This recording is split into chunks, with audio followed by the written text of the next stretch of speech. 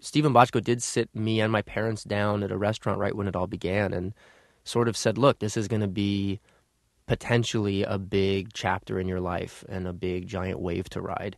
But he said, please know from experience that the business is not unlike sets of waves, and that you can ride one and it's a great ride, but suddenly it crashes on the sand and you have to stand up and shake yourself off and swim back out, and there might be a long period of time before another set of waves come.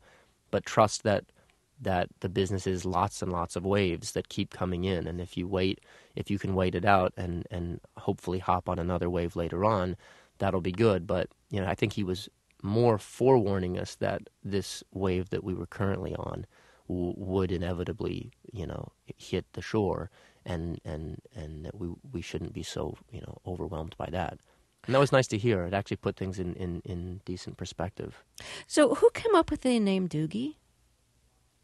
That was a friend of Stephen Bochco's, was named Douglas, and his nickname was Doogie. And I think Stephen thought that was a nice way to show an adult's world, but have a sort of child's name, have adult responsibility, but still throw in sort of the adolescent skew, and to have a name like that, to have your parents call you Doogie while you're able to prescribe medicine and doing, vasectomies and whatnot, seemed like a nice juxtaposition.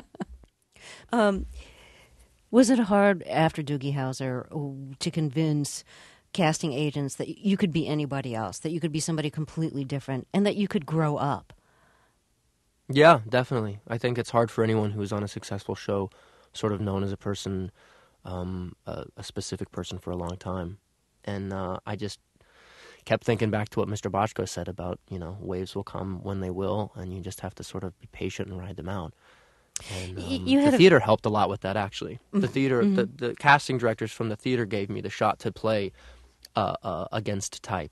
Mark in Rent was very against type, and the MC in Cabaret was this very androgynous, crazy polysexual guy in Weimar Germany in the 1920s, and that I would never have been thought for had that been a feature film or something. So I was sort of given the chance to expand the box and sort of spread my wings a little bit theatrically, I guess. You had a very funny cameo as yourself in Harold and Kumar Go to White Castle. And they're driving in their car looking for the White Castle, and they pick you up hitchhiking, and they recognize you. But instead of being the Doogie Howser type, you're just obsessed with scoring, with finding girls. I'm tripping on ecstasy and exactly. need to get to a strip club. Yeah. Yes. So, and we can't play a clip of it because the language is totally unacceptable for radio.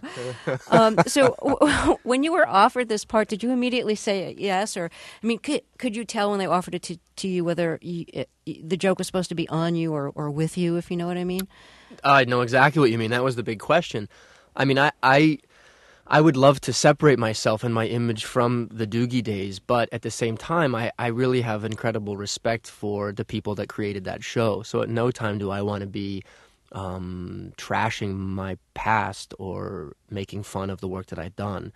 If not for me, for the people that spent a lot of time creating that show.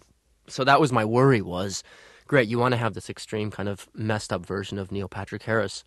I'm down with that, but is it going to be at the expense of a bunch of bad Doogie Howser jokes and people sort of mocking that?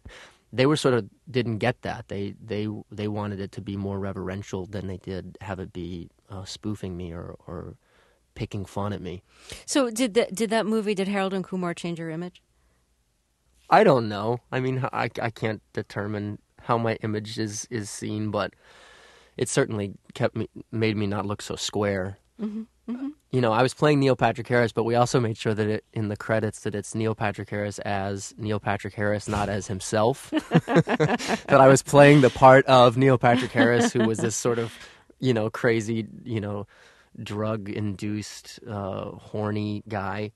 So it was great. I worked for 2 days, and that was it turned out to be a good thing. I think Harold and Kumar, that movie ended up getting me Barney and How I Met Your Mother, because without that, I don't think people would have expected me to be so extreme in that way. Well, Neil Patrick Harris, one final question. 3 names. How come? Why not Neil Far Harris? more theatrical. I am a stage actor. No.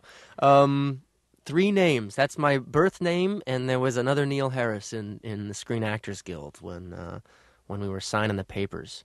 So we thought about being someone like Neil Danger or, Neil Patrick Rocket. But we just figured the whole name would be nice for everyone involved. So it stuck. Well, thanks a lot for talking with us. Hey, my pleasure. Thank you for having me. Neil Patrick Harris speaking to Terry Gross in 2005.